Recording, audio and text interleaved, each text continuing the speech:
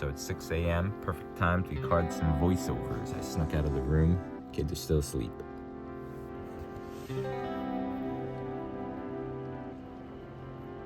So this is our last day in Hakone, so decided to, after doing some work in the morning, wake up the boys and try to enjoy the hot springs one last time before we check out of the hotel. Today is our last day of our temporary quarter subsistence allowance, so pretty much work paying $600 a day for hotel and food. It's our last day because we're moving into our permanent residence at the end of today. Yeah, I'm trying to wake up my eldest son here. He is the hardest boy to wake up ever. Look at this. I'm being pretty physical. It's still nothing. There. Now I get a little something. But I wanted to sneak the boys out and just have a good time in the hot springs together before we left. So we did do that. And yeah, so the way this hotel does it is like every 12 hours they switch one of the special open onsen rooms. So this is like the open air onsen room. So men are only allowed from 8 p.m. to 8 a.m. And I think women the other time, inverse of that. But yeah, it's pretty cool. Even the skylight, it looks like a skylight, but actually there's no window. The rain can just come right down. And just super nice to be in a hot, luxurious bath and enjoy the cool breeze coming in. Yeah, I don't know. I just love the mixture of hot and cold. I'm sure some of you have seen my my Iceman videos where I break a hole in the ice with an axe and soak in there. I think my record was 10 minutes last year. Hit my goal. Wrong side of the road. Yeah, so then we checked out of the hotel and then we wanted to explore Hakone. So Hakone is known for their onsens, hot springs, as well as they have the volcano, the sulfur mines, and they have their black eggs, which we'll go into. But I wanted to show you a little bit of driving in Japan. Pretty intense experience. The roads are, 30% smaller. I don't know. In America, you always have a buffer on the left and right side. Here, you only have a couple inches.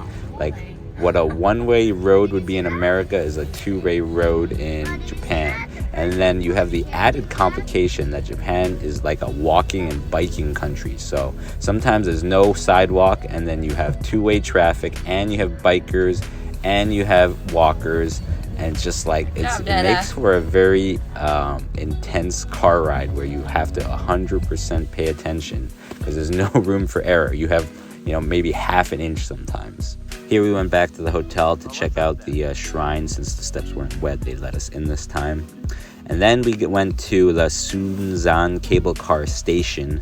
They had an interesting public free foot bath. We saw a couple of these all around Japan, where I guess you've been walking a lot and you can rest your feet in the foot bath, which is interesting, so you don't have to pay anything. Here I just wanted to show you the bathrooms in Japan. This is a public bathroom, and most public bathrooms have bidets, which is interesting. But I love these little baby carriers, which is awesome. I wish they would have them in America. But here's the actual railway station. So you could take, I guess they call them cable cars up here, and then I guess they called the other thing like a ropeway, but that was what's taking you up the mountain. But cable cars, I guess, are alongside the mountain on the ground, like on a track. Anyway, I haven't done one of those yet, but this is like the ropeway. So it's kind of like a gondola experience where you pay to kind of go up the mountain and these gondolas. And what was nice is we got a private one, which was fun. Nice, and I think it's heated even. It was nice and comfortable, and you could go up the mountain. See, these are the sulfur mines in Hakone volcano area. And yeah, you can smell it instantly as soon as you go in that area. It's like, how do people live here? Because there's villages with this smell, but maybe depending on where the wind's blowing, you won't be always smelling it. And on top of the cable car station, there's a nice restaurant with views. I thought this was interesting. Wear a mask whenever so it was saying between bites and things, wear a mask. Kind of intense. And here's the black eggs. So I guess Hakone is known for their sulfur springs, where when you boil eggs in the hot spring, the eggs turn black. There was a museum that kind of explained the process, but I'm forgetting at the moment. Anyway, they peeled really nicely. I didn't think they tasted especially special, but apparently that's 7 years to your lifespan, so I guess that was worth doing.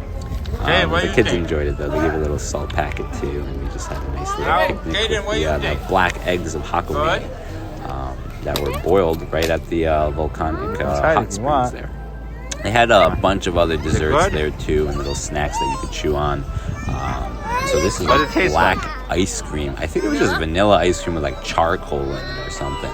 Anyway, when you have kids, snacks are always a good thing. And it's good, Alvin? They're always hounding you for the next bite, especially when you have 4 kids. Everyone's like, gimme, gimme, gimme, gimme, gimme.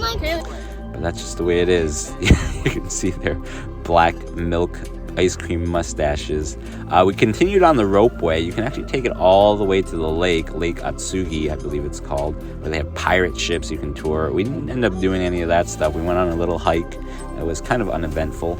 But yeah, we enjoyed the day in Hakone and then started making our way back to meet our landlords at a new permanent residence. Oh, but here real quick is the toll booth.